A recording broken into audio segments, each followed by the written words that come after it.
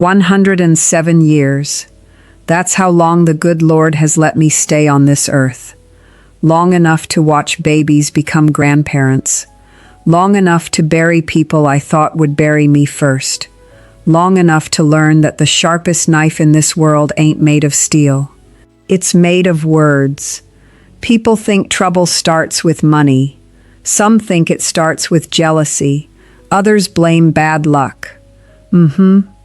After all these years, I can tell you, most trouble begins the very moment the wrong ears hear the wrong thing. I didn't learn that from a book. I learned it the hard way, over and over, until I was too old and too tired to keep making the same mistake. My grandmother used to tell me, "Hattie, your mouth doesn't have a lock, so your wisdom has to be the key." Didn't understand her one bit when I was young. Lord, I talked too much back then. Told everybody my plans. Told everybody what I bought. Told everybody who upset me that week. And somehow something always went wrong after. I used to think it was bad luck. Now I know better. Not everybody clapping for you actually wants to see you win. Some folks don't hate you. They just can't stomach hearing that you're happy while they're not. So today I'm going to tell you 5 things I stopped telling people. Doesn't matter if they're family. Doesn't matter if you've known them 30 years. Some things are safer sitting quiet in your heart than walking around in somebody else's mouth. Number 5 is where most people trip first. Never tell everybody your next move. When I was about 32, your granddaddy and I finally scraped together enough to buy a little piece of farmland. Wasn't much. Enough dirt for vegetables and a few chickens, that's all. I was so proud I couldn't hold it in. Told my cousins, told the neighbors. Told the woman at the general store while she was weighing my flour, and she wasn't even asking. Everybody smiled. Everybody said, "Ain't that wonderful?" Then it got strange. One cousin started needing to borrow money all of a sudden. Another relative went around saying, "We thought we were better than folks now." A neighbor who'd never once looked twice at that land decided he wanted it too, and the price crept up before we'd even signed anything. Your granddaddy just looked at me one evening, tired, and said, "Hattie, if we'd kept our mouths shut, we'd already be planting tomatoes." That stung. Still does, a little, when I think on it. Plans are like seeds. You don't dig one up every morning to show the neighbors how it's coming along. You leave it covered till it's strong enough to survive being looked at. Every time you hand somebody your dream before it's grown roots, you're handing them a chance to poke holes in it. Some will do it without even meaning harm. Some will do it because your joy makes their life look smaller. Finish the work. Let the fruit do the talking. Number 4, never tell everybody how much money you have. Money changes people. I've watched it happen more times than I care to count. There was a woman 2 houses down named Clara. Sweet as peach pie, brought biscuits over every Sunday. We'd sit on that porch till the sun went behind the trees. Her husband got put on at the mill, and for the first time in their marriage they had a little left over after the bills. Clara couldn't help herself. Bought a new dining table, had half the neighborhood over just to admire it, talked about the raise, talked about what they'd buy next. Wasn't 2 months before people started showing up with problems that were somehow now her problem. A cousin she hadn't heard from in 15 years remembered her birthday right on schedule. When she couldn't fix everybody's troubles, the same people who'd smiled at that dining table started calling her stuck-up behind her back. She cried on my porch about it. Said, "Hattie, I thought people would just be happy for us." I didn't have a tidy answer for her that day.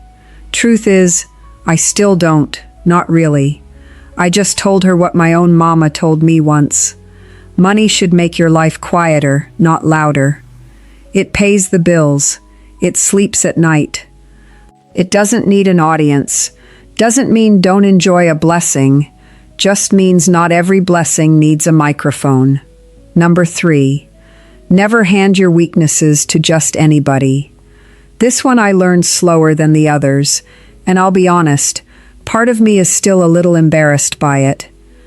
I worked with a woman for years who laughed at my jokes, asked after my family, remembered my birthday without being told. I liked her. One afternoon I told her something I hadn't told a soul, that standing up in front of people terrified me. Even reading one Bible verse in church made my knees go. She nodded so kind I felt lighter just saying it out loud.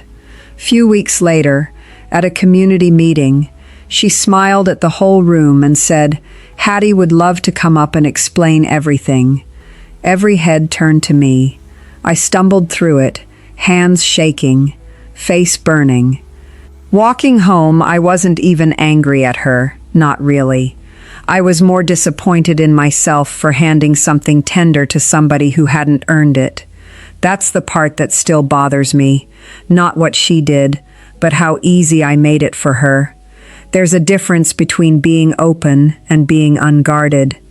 The right people carry your burdens with you. The wrong people study them and file them away for later. Trust should be given the way you'd hand somebody fine china. Slow. One piece at a time, because once it's dropped, you're not really putting it back together. You're just gluing the cracks so they show less. Number 2, never tell everybody every good deed you do. Now that one sounds backwards these days, when everybody wants a picture of the biscuit they gave away. My mama kept a little basket by the front door.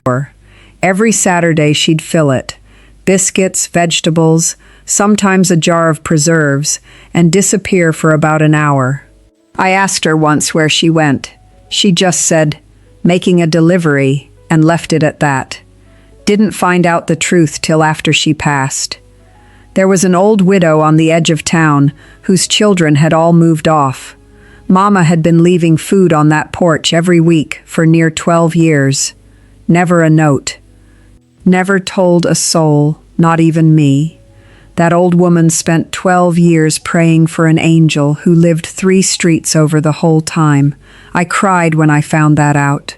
Not because Mama kept it from me, because I finally understood how much quieter real kindness is than the kind that goes looking for a witness. Some of the best things you'll ever do, nobody will ever know about. And I've come to think that's exactly how it's supposed to be. Number 1, and if you've stayed with me this long, hear this one with your whole heart. Never tell everybody everything that's in your heart. If I could go back and tell young Hattie one thing, it'd be this. Your heart's a sacred place. Not everybody deserves a key to it. When my husband passed, after 58 years together, I thought the quiet in that house would swallow me whole. Even the clock on the wall sounded louder. People came by every day asking how I was holding up, and most of them meant it kindly. At first I answered everybody, told them how broken I felt, how scared, how empty the nights had gotten.